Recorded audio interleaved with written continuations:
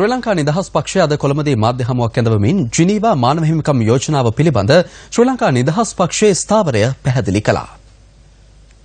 මේ මානව හිමිකම් වාර්තාව ඒකපාක්ෂික වාර්තාවක්.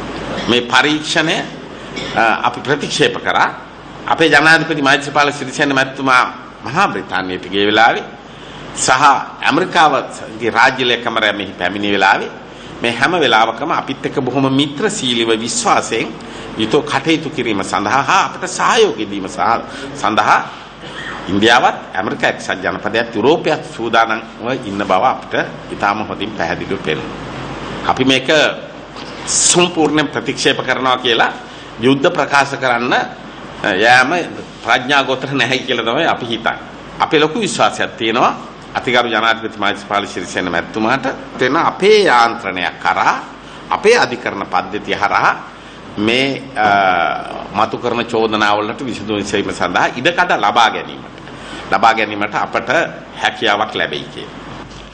දැන් මේ සමුදිවාදී ආණ්ඩුව හදුවන් පස්සේ ඒකේ තියෙන වටිනාකම දැන් අපිට තව වැඩිපුර තේරෙන්න ගන්නේ මෙන්න මේ වාර්තාව එළිදැක්වුවෙන් පස්සේ. අපි උත්සාහ කරනවා ශ්‍රී ලංකා නිදහස් පක්ෂයේ හැටියට ජාත්‍යන්තර පරීක්ෂණයක් එපා කියන ගමන් මේ යෝජනා කරලා තියෙන අර හයිබ්‍රිඩ් අධිකරණ සිස්ටම් එක දෙමුහුන් අධිකරණයක් ඕනේ කියන වගේ දේවල් ජාත්‍යන්තර මැදිහත් වීමක් දක්වා යන වගට තියෙන සැකසංකා දුරු කරගෙන මේ කමිටුවේ තියෙන යෝජනා යහපත් ආකාරයට සංශෝධනය කරගෙන දින සතියේදී කටයුතු කරන්නට මීළඟ පළාත් පාලන මැතිවරණය පැවැත්වෙන්නේ කුමන ඡන්ද ක්‍රමයක් යටතේද යන්න පිළිබඳවද මෙහිදී මාධ්‍ය දැනුවත් කෙරුණා.